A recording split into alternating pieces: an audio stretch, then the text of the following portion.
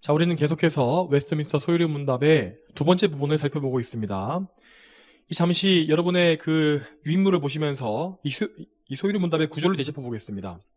자, 이 소유리 문답의 이 첫 부분에 해당하는 제1문에서 제38문까지는 우리가 무엇을 믿어야 하는지에 대한 내용을 담고 있습니다. 자, 그리고 두 번째 부분에 해당하는 39문부터 107문까지는 자, 이렇게 믿음으로 구원 얻은 사람이 어떻게 살아야 하는가라는 내용을 다루고 있다고 했습니다.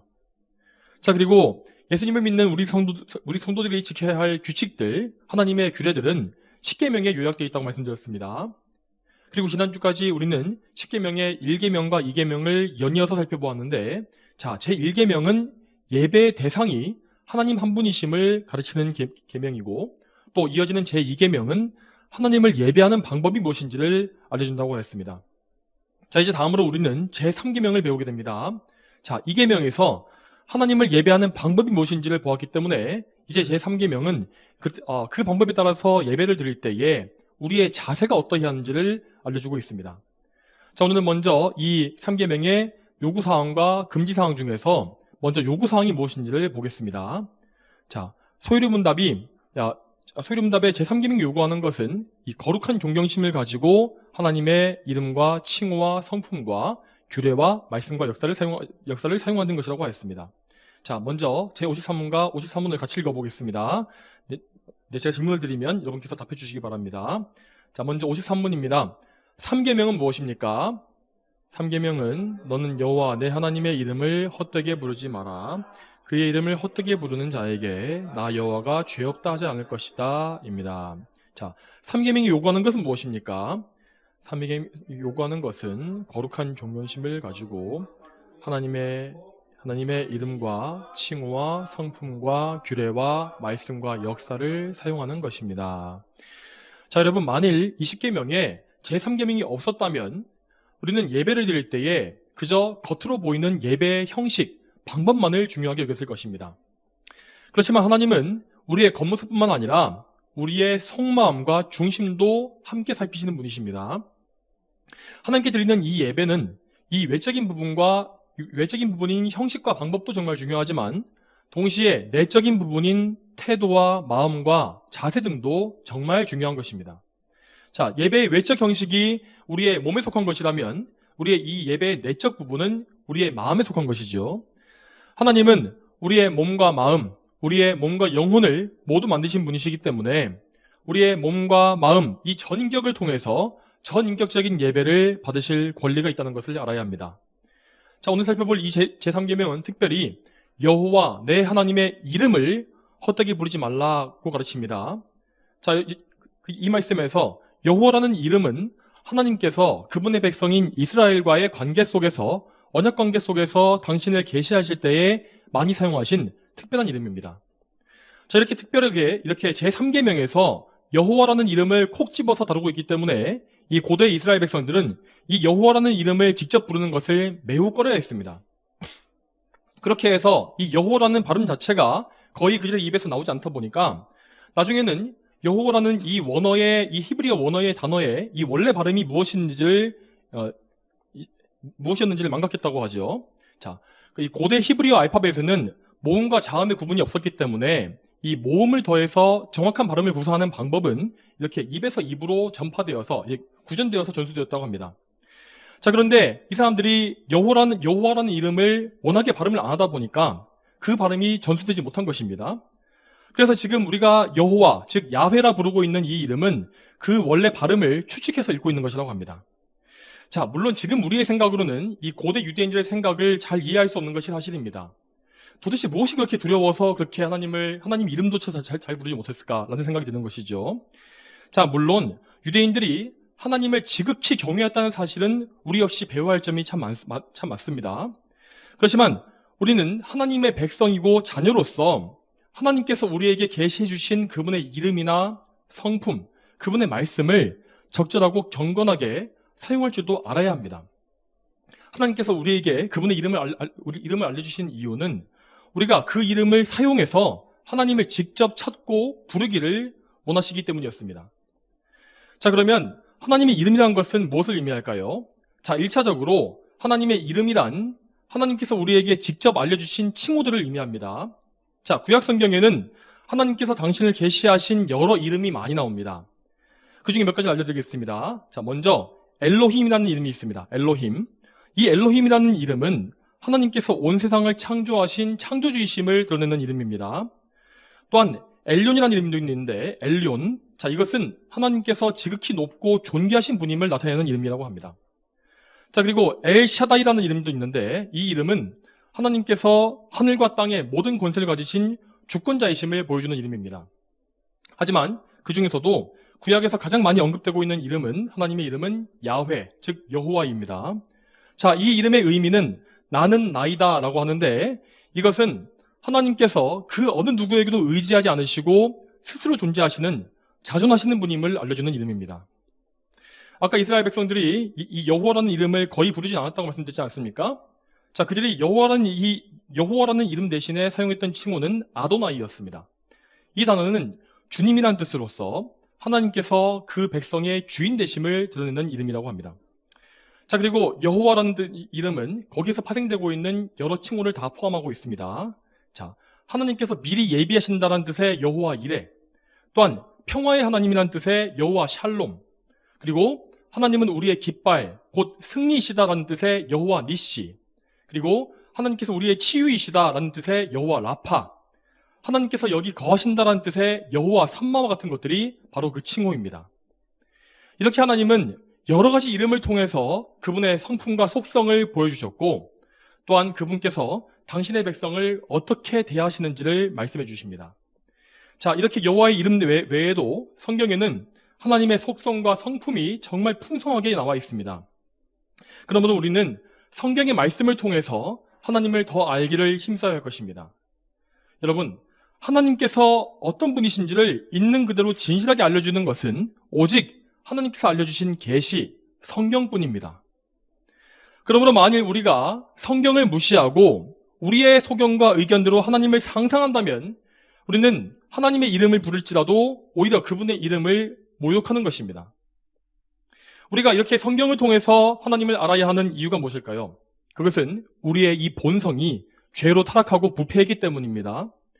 죄인은 그 영혼이 죄로 인해 죽어서 하나님을 알 수가 없기 때문에 자신이 갖고 있는 이 낮은 수준에서 하나님을 상상하게 되는 것입니다. 그러므로 이 죄인은 타락한 본성, 이 죄된 본성은 무조건 하나님을 왜곡하고 잘못 이해하게 되어 있다는 것을 우리는 알아야 합니다.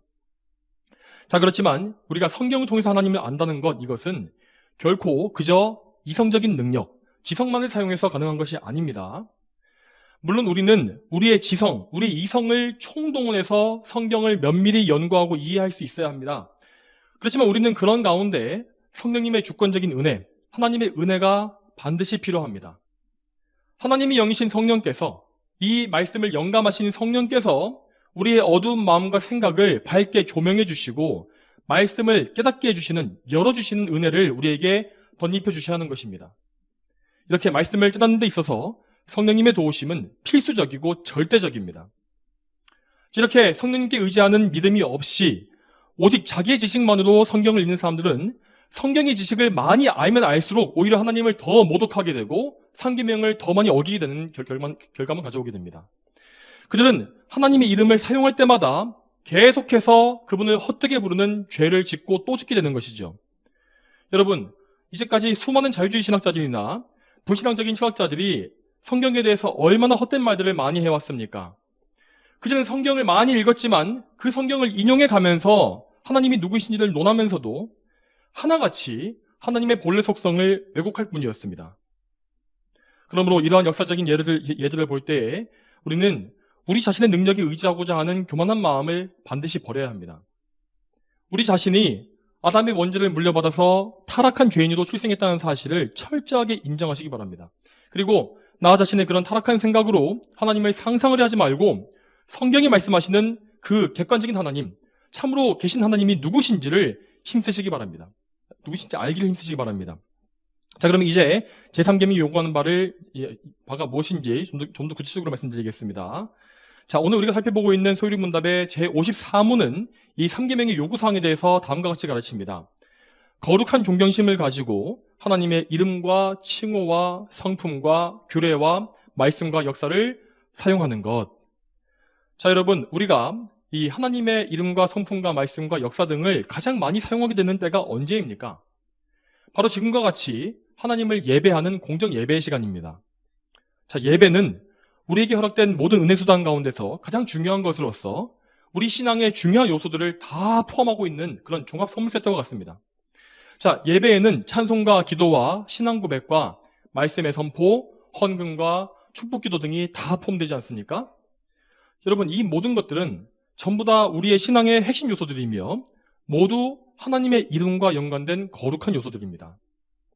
그렇기 때문에 이런 거룩한 요소를 사용하는 중에 이 예배 중에 우리가 집중하지 못하고 다른 생각과 행동에 빠지게 된다면 우리는 이 예배를 드리면서도 하나님께 예배를 드리면서도 계속해서 3계명을 범하는 죄를 짓게 된다는 것을 알아야 합니다. 그러므로 우리는 이 예배를 정말 생명과 같이 여기고 최상의 예배를 드리기 위해서 항상 힘써야 한다는 것입니다. 항상 우리의 생활 가운데서도 이 예배를 바라보면서 주일을 바라보면서 주일을 준비하며 기도하고 또 예배 전에도 미리 예배당에 와서 기도로 준비하는 그런 과정이 반드시 필요합니다. 또한 예배가 드려지는 중에도 우리의 전 인격을 다 동원해서 하나님께 집중해야 합니다. 우리가 가진 지성과 감정과 의지, 하나님께서 우리를 창조하실 때 부여하신 그 인격의 요소를 전체를 다 사용해서 오직 하나님만 생각하고 하나님만 사랑하고 하나님만 섬기는 그런 자세를 가져야 한다는 것이죠. 자, 이렇게 예배 가운데 하나님의 이름을 영광스럽게 하기를 힘쓸 때에 우리는 이 예배의 바른 자세를 이 예배를 넘어서서 일상생활까지 확장해 갈 수가 있다는 것입니다. 자, 여러분, 우리는 이 예배를 넘어서서 제3계명이 우리의 전 생애를 다 포함한다는 사실을 정확히 알아야 합니다. 자, 성경 말씀을 말하고 하나님의 이름과 성품을 말하는 때, 그런 때 이외에도 우리가 살면서 숨쉬고 행하고 있는 모든 일들은 다 하나님의 이름과 연결되어 있습니다. 자, 왜냐하면 우리 모두는 하나님께서 창조하신 피조물로서 모든 행동의 책임을 하나님께 지고 있기 때문입니다. 여기에 더해서 특별히 우리 성도들은 그리스도의 피로 값주고 사신 하나님의 특별한 백성들이지 않습니까? 그래서 성도들은 항상 그리스도 안에 있으며 또한 그리스도를 통해서 하나님의 존전에 하나님 앞에 서 있는 것입니다. 그러므로 성도가 제3계명을 가볍게 여기는 것은 정말 심각한 문제입니다. 우리는 항상 하나님의 이름을 거룩하게 여겨야 하고 그분의 말씀과 그분께 속한 교회와 사역들, 성도 간의 교제, 그 모든 것을 다 거룩하게 여기고 존귀하게 여겨야 합니다. 또한 이러한 신앙적인 부분 외에도 우리는 일상적인 말과 행동, 사소한 생각, 모든 것에서 주의를 기울여야 마땅합니다. 우리가 일상 속에서 사용하는 흔히 행하는 가벼운 행동이나 거친 말들, 악한 생각 등은 모두 다 결국 하나님의 이름을 모욕하는 것입니다. 하나님은 언제 어디서나 항상 계시기 때문에 우리가 깊은 곳에서 몰래 하는 악한 말조차 결국 그것이 하나님의 귀에다 대고 하는 악한 말이라는 사실을 우리는 반드시 알아야 합니다. 전도서 5장 2절 말씀에 이렇게 나와 있습니다. 너는 하나님 앞에서 함부로 입을 열지 말고 조급한 마음으로 말하지 마라. 하나님은 하늘에 계시고 너는 땅 위에 있으니 너는 말을 적게 하여라. 여러분, 우리는 이 말씀을 주의하면서 우리 입에 마치 파수꾼을 세우듯이 항상 주의하고 하나님 앞에 범죄하지 않게끔 힘써야 할 것입니다. 이처럼 우리는 우리 삶의 모든 영역에서 우리의 언행 심사를 통해서 하나님의 이름을 높일 수 있어야 합니다. 그렇지만 여러분, 우리가 과연 이 제3계명을 정확하게 철저하게 지킬 수가 있겠습니까? 우리가 계명에 대해서 제대로 배우면은 여러분, 우리에게서 나와야 하는 반응이 무엇입니까? 옛적에 이스라엘 백성들은 모세가 율법을 선포했을 때에 그 율법을 듣고 나서 그 율법을 지키겠노라고 자신 있게 외쳤습니다. 물론 그들은 나름대로 하나님에 대한 열심을 가지고 있던 것이 사실입니다. 하지만 사실 그들은 자신의 능력을 과신해서 교만했던 것입니다. 그러므로 우리가 계명에 대해서 들었을 때의 정상적인 반응은 무엇이냐면 우리의 죄를 깨닫고 회개하는 것입니다. 우리는 하나님의 완벽한 계명 앞에서 우리가 얼마나 무능한 죄인인지를 알게 됩니다.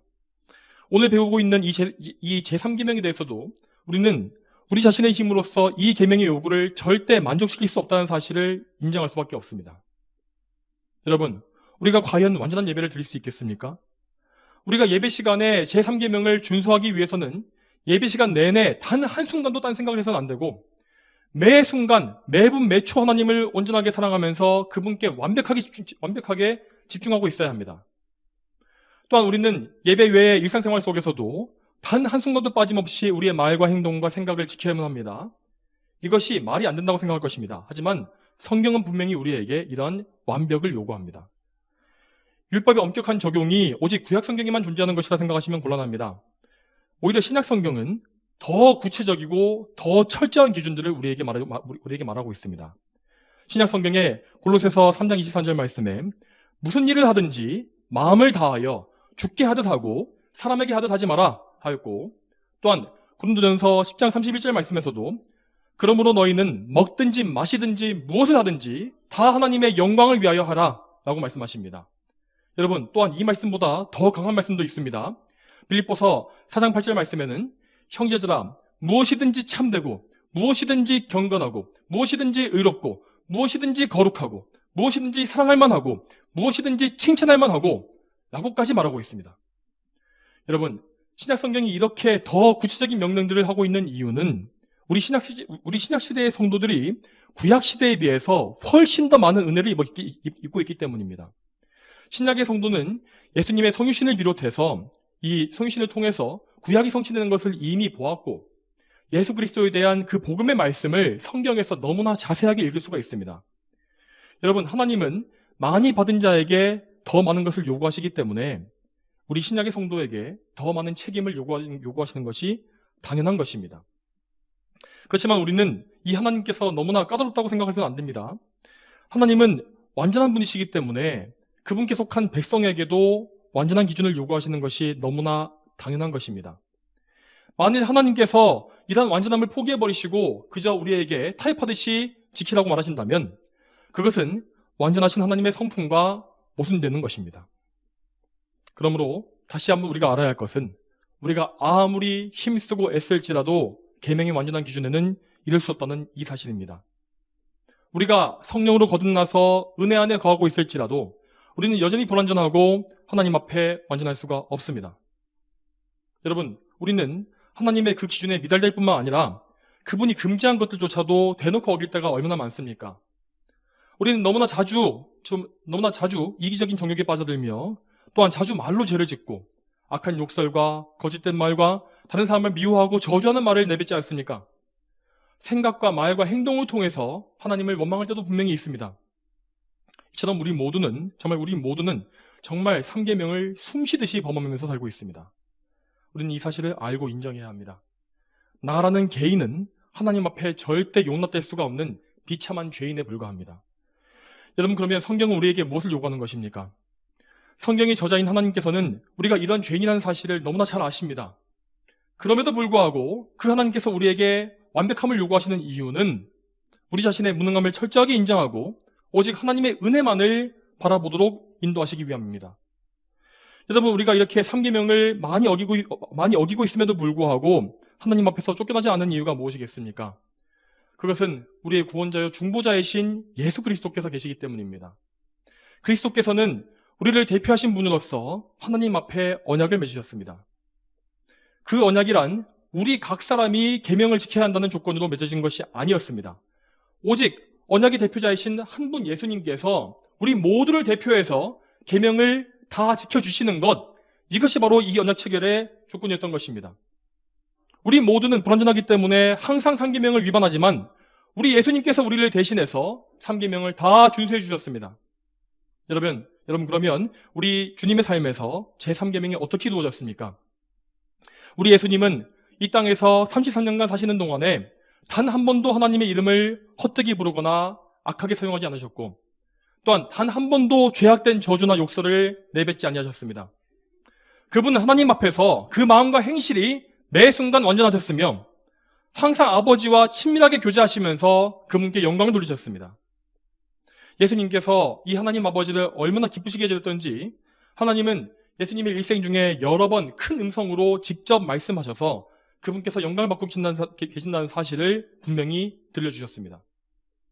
또한 여러분, 마귀와 원수들, 대적들이 다가와서 시험을 걸었을 때에도 예수님은 단 한 번도 죄짓지 아니하셨습니다. 예수님은 대적들 앞에서 일관되게 하나님의 영광만을 나타내셨으며 하나님 말씀을 올바르게 사용하셔서 악한 자들의 공격을 격퇴하셨습니다. 심지어 마지막에 십자가의 극심한 고통과 형벌을 받으시는 중에서도 예수님은 끝까지 하나님의 이름을 존귀하게 여기셨습니다. 심지어 하나님께서 그분을 버리시는 와중에도 예수님은 하나님을 가리켜서 나의 하나님이라 부르셨고, 또한 마지막에 자신의 생명을 바치시는 순간에도 아버지의 이름을 부르시면서 아버지께 자기 영혼을 맡기셨습니다. 이처럼 예수님의 삶은 그 전체가 완벽한 예배였고 완전한 순종을 통해서 하나님을 지극히 영광스럽게 하셨습니다. 예배 집중하시기 바랍니다. 자, 그리고 예수님께서 이렇게 계명에 순종하신 것은 그분 자신을 위한 것이 아니라 불완전한 죄인인 우리들을 위함이었습니다. 예수님께서는 출생부터 죽음에 이르기까지 완전한 순종을 통해서 율법을 완성하셨고 율법의 요구를 만족시키는 완전한 의를 이루셨습니다. 이 완전한 의는 그분 안에서 구원받기로 예정된 모든 백성에게 나누어 주기 위한 선물로서 이루어진 것입니다. 여러분, 그러므로 우리가 예수님의 의를 믿지 않고 우리 자신의 의를 추구하는 것은 우리 예수님을 심하게 모욕하는 것입니다. 그리고 더 나아가서 그분을 보내주신 우리 아버지 하나님과 보혜사 성령님 역시 모욕하는 것임을 알아야 합니다. 우리는 우리 자신의 무능함과 무지함과 부패성을 인정하고 예수 그리스도만을 우리의 구주로 믿어야 합니다. 우리의 주님이신 예수 그리스도 외에는 나의 의가 없습니다. 예수님 없이 우리는 하나님 앞에 나아갈 수가 없으며 또한 그분께 의롭다는 인정을 받을 수가 없습니다. 오직 예수님의 의가 없으면 나는 하나님께 죄인으로 정죄받을 뿐이며 심판과 멸망을 당할 뿐입니다. 여러분, 우리는 이 진리를 분명히 믿어야 합니다. 하지만 이 진리를 믿을 때에 우리는 분명히 하나님 앞에서 내가 낮추어지고 내가 비천해지는 경험을 하게 될 것입니다. 하지만 이렇게 하나님 앞에서 나의 죄가 나타나고 나의 마음이 낮아지는 것은 절대 나쁜 일이 아닙니다. 죄인은 그 본성상 완전히 부패했기 때문에 천성적으로 형성되어 있는 그 거짓된 자아가 먼저 철저하게 죽어야 합니다. 나의 비참함과 비천함을 더 철저하게 깨달을수록 그 사람은 하나님 앞에 더 마음이 낮추어지고 준비될 것입니다. 자, 물론 이렇게 낮추어지는 것을 이 세상 사람들은 정말 싫어하고 피하려고 합니다. 사람들은 저마다 다 자기가 존귀해지길 바랍니다. 그렇지만 하나님 앞에서 자아가 깨지고 낮추어지는 것은 수치가 아니라 오히려 하나님의 놀라운 은혜입니다. 한 사람이 그렇게 하나님 앞에서 낮추어진다는 것은 곧 하나님께서 그 사람을 구원으로 이끄시기 위해서 그를 다루고 계신다는 증거이기 때문이죠. 그러므로 여러분, 다시 말씀드립니다. 하나님 앞에 완전히 항복하시고 여러분의 의를 모두 다 무장해제한 상태에서 하나님께 복종하십시오. 여러분의 의가 되신 그리스도를 바라보시기 바랍니다. 그분의 이름을 부르시기 바랍니다. 그분의 옷자락을 붙잡으시고 그분께서 하신 일을 생각하시며 그분께서 행하신 이 모든 일들에 의지하십시오. 예수 그리스도께서 행하신 이 일은 우리 죄를 대속하시기 위하여 피 흘려 죽으신 것과 또한 우리의 의를 이루시기 위해 철저히 하나님께 순종하신 그것입니다. 이 사실을 믿고 예수 그리스도를 구원자요 주인으로 믿는 것이 바로 참된 믿음입니다.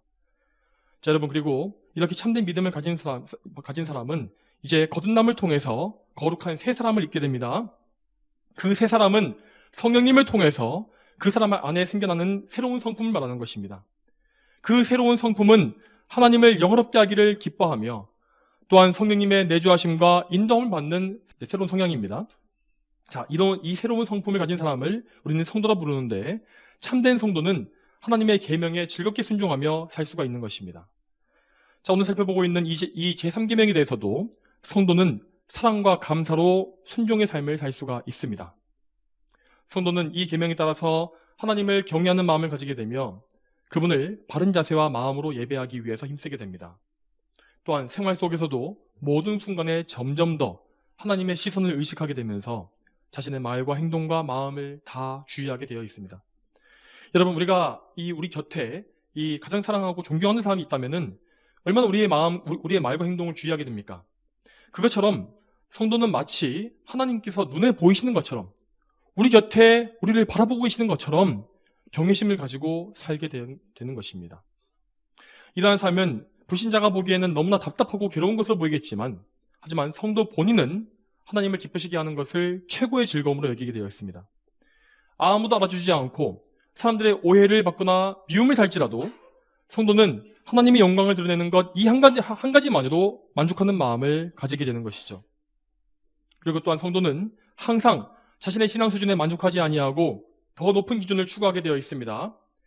성도는 세월이 흐를수록 자신의 죄를 더 크게 생각하면서 하나님 앞에 더 겸손해지고 더 많이 회개하게 됩니다. 더욱더 자기 의를 버리고 예수 그리스도의 의에 의지하면서 자신을 통해 하나님의 이름이 영광스럽게 되길만을 바라는 그런 삼계명에 대한 열심을 품게 되는 것입니다.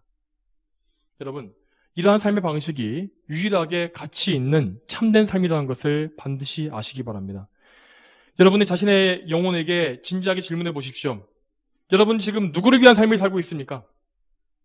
여러분은 하나님의 영광을 위한 삶으로 온전히 회개하고 돌아섰습니까? 여러분은 삼계명이 요구하는 바가 무엇인지를 이해할 수 있습니까? 그리고 삼계명에 순종함으로써 하나님을 존귀하게 여기는 것이 유일하게 가치 있는 삶이라는 사실을 인정하고 있습니까? 이런 확실한 변화가 여러분 안에서 일어나지 않았다면 여러분은 아직까지도 하나님의 언약 백성에 합류하지 못한 것입니다. 여러분은 속히 성령님의 인도하심을 받아야 하고 성령으로 거듭나서 예수 그리스도를 믿어야 합니다. 그리고 하나님의 이름을 높여드리는 가장 가치 있는 이 유일한 일에 여러분의 삶을 다 바치셔야 합니다. 자, 말씀을 맺겠습니다. 오늘 이 말씀을 통해서 우리 모두가 제3계명의 명령에 순종할 수 있게 되길 바랍니다. 또한 우리를 통해서 하나님의 이름만이 영광을 받으시고 또한 우리 주변에 이 세상에 많은 사람들이 우리를 통해서 복음을 듣고 또한 하나님의 백성에 합류하여서 하나님의 이름을 존귀하게 하는 백성이 되기를 소망합니다. 다 함께 기도하시겠습니다. 하나님 아버지, 오늘도 하나님의 은혜 가운데에서 제3계명이 요구한 바가 무엇인지를 말씀을 드렸습니다. 하나님, 저희가 이 말씀을 대할 때에 참으로 저희의 삶의 불완전함과 죄들을 깨닫게 되며 저희가 더욱더 하나님께 순종해야겠다는 마음을 가지기도 되지만은 동시에 정말 저희의 죄를 회개하게 되는 것이 사실입니다. 참으로 저희 마음속에 죄를 회개하는 참된 심령을 더해 주시며 죄를 회개하며 예수 그리스도의 의에 의지하여서 온전하신 하나님께 나아가길 원하는 그러한 열망을 품게 해 주시옵소서. 주여, 성령님께 붙잡혀서 더욱더 이 계명에 순종하기를 힘쓰며 더욱더 하나님의 말씀에 저희를 맞추어 나가는 그런 참된 삶을 살 수 있도록 저희 모두를 인도해 주시길 소망합니다. 감사드리며 예수님의 이름으로 기도 올립니다. 아멘.